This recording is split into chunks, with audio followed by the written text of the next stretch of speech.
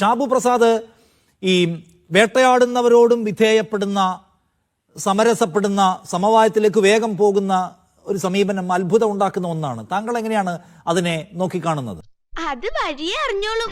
നിഷാദിന്റെയും എന്റെ പ്രിയപ്പെട്ട ഒരുപാട് ബഹുമാനിക്കുന്ന ആളാണ് പൊടിവാർ സാറിന്റെയും പിന്നെ ഇവിടെയുള്ള ഒരുമാതിരിപ്പെട്ട എല്ലാ രാഷ്ട്രീയ പാർട്ടികളുടെയും എല്ലാം പ്രധാന പ്രശ്നം എന്ന് പറയുന്നത് അവരെ വിഷമിപ്പിക്കുന്ന ഒരു കാര്യം ഇവിടെ പുറത്തു വന്നു കഴിഞ്ഞ ഉടനെ തന്നെ സഭ BJP-യെ തള്ളി പറഞ്ഞില്ല, BJP-യെ ചീത്ത പറഞ്ഞില്ല എന്നുള്ളതാണ്.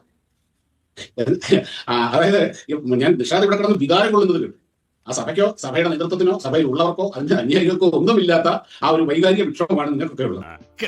സത്യമാണെങ്കിലും എനിക്ക് അംഗീകരിച്ചു കൊടുക്കാൻ പറ്റുമോ? ഈ 2022 4 തിരുവസ്ത്രധാരികളെ അവിടെ ഇതേ നിയമം ഉപയോഗിച്ച് അറസ്റ്റ് ചെയ്ത് 11 മാസം ജയിലിലിട്ടപ്പോ ഈ വികാരം ഒന്നും അടമട്ടി ഒഴുകുന്നത് കണ്ടില്ലല്ലോ നിഷാദ്. നിഷാദ് അന്നും ഇവിടെ മാധ്യമപ്രവർത്തകനായിരുന്നല്ലോ, അന്നും മീഡിയ വൺ ഇവിടെ ഉണ്ടായിരുന്നല്ലോ, അന്നും ജോർജ് പൊടിവാർ സാറൊക്കെ ഇവിടെ ഉണ്ടായിരുന്നല്ലോ. എന്താ 2 വർഷം മുമ്പ് നടന്ന കാര്യമാണ്. 4 പള്ളിയിലച്ചന്മാരെയാണ് 11 മാസമാണ് ജയിലിലിട്ടത്. 11 മാസം. അറിയോ നിങ്ങൾക്ക് എന്താണ് ഈ തൃശ്ശൂർ നടന്നത്? ഈ കേരളത്തിൽ തൃശ്ശൂർ നടന്ന ഇതേ വകുപ്പ് ഹ്യൂമൻ ട്രാഫിക്കിങ് ആ കേസ് വെറുതെ വിട്ടത് ഈ 3 ദിവസം മുൻപെയാണ്. ആരാണ് കേസെടുത്തത്? അങ്ങനെന്താ നിങ്ങൾ മിണ്ടാട്ടം മുട്ടിപ്പോയോ? അതല്ല ഉദ്ദേശം. നിങ്ങൾക്ക് അറിയേണ്ടത് നിങ്ങൾക്ക് താല്പര്യമുള്ള നിങ്ങൾക്ക് മുതലെടുക്കാൻ സാധ്യതയുള്ള കേസുകൾ മാത്രമേ നിങ്ങൾക്ക് അറിയേണ്ടൂ. എന്നിട്ട് അതിന്റെ മേലിൽ വന്നിരുന്ന വലിയ ക്രിസ്ത്യൻ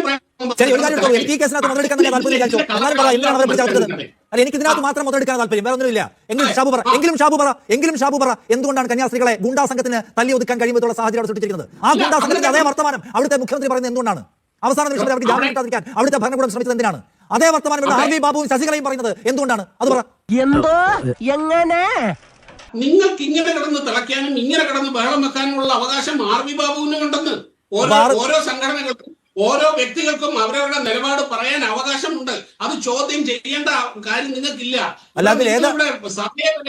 സഭ എന്തുകൊണ്ട് സമരം ചെയ്തില്ല, സഭ എന്തുകൊണ്ട് തെരുവിലിറങ്ങി, സഭ എന്തിന് അമിത്ഷായ്ക്ക് നന്ദി പറഞ്ഞു, ഇതൊക്കെയാണല്ലോ നിങ്ങളുടെ